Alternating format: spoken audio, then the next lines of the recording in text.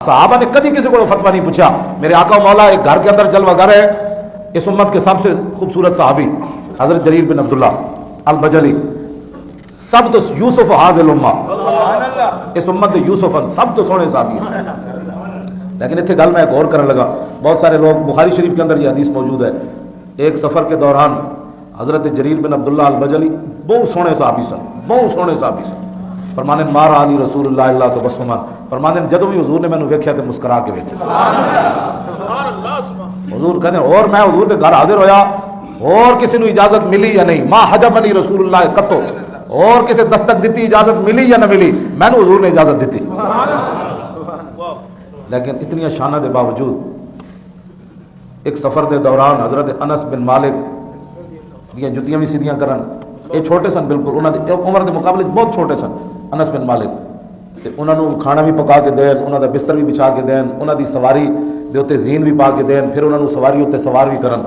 حضور دی ظاہری حیات تو بعد انس بن مالک کہن جی اے کی کر رہے ہو تسی، اتنے بڑے صحابی ہو تسی، جناب بڑے بھی ہو، تہاڈی داڑھی بھی چٹی، تجھ میں تے اجے جوان ہاں، اے تسی کی کر رہے ہو بادشاہ، اینج نہ کرو، اینج واسی واسطے ممتاز قادری دا سی نا اس واسطے لیندے سبحان اللہ، ایویں لوکاں دے ڈھڈ وچ درد پوندا ہے.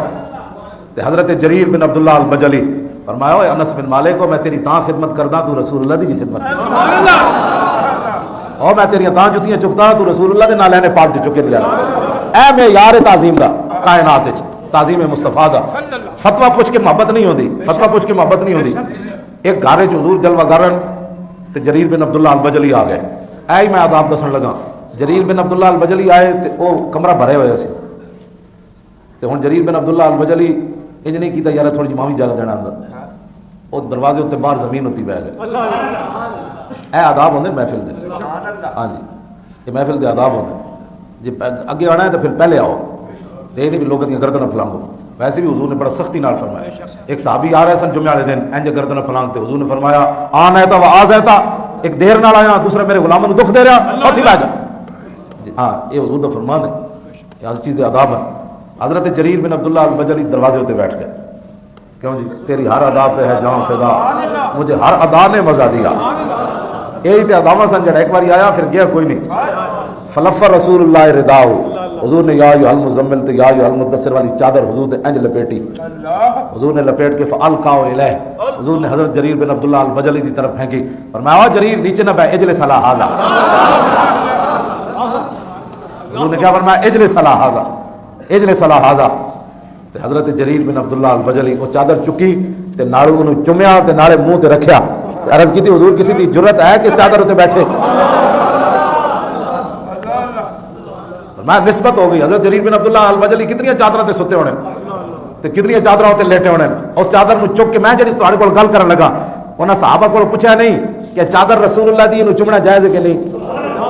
حضور دے سامنے حضور کو بھی فتویٰ نہیں پوچھا. حضور چادر کپڑا ہے انہوں چومنا جائز. لوگ کہتے کیا چومتے، کیوں کیا کرتے ہو؟ میں کہا جلیا نسبت کو چوما جاتا ہے. ہاں جریر بن عبداللہ البجلی اپنی چادروں کو کدی نہیں سی چومیا.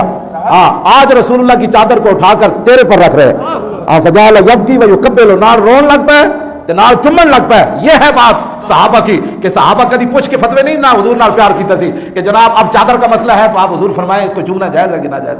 ہاں وعدت الصحابۃ فی ذلک المبالغہ، جنہیں حضور نال پیار کیتا پوچھ پوچھ کے پیتا ہو، جھوٹ مارنا. ہاں پوچھ پوچھ کے حضور نال پیار نہیں. صحابی چادر چک کے چومیا تے چوم کے تے نال روب ہے. حضور کسی کی جرت ہے کہ اس چادر پر بیٹھ جائے اور پھر چادر اس کو چوم کر حضور کی طرف واپس کر دیا. قیامت تک بتایا کہ جس چیز کی نسبت حضور کی طرف ہو جائے وہ چادر بھی بنی ہوئی تو ہم اس کو چومتے بھی ہیں اور اپنے چہروں کے اوپر بھی رکھتے ہیں. اے محبت صحابہ رسول اللہ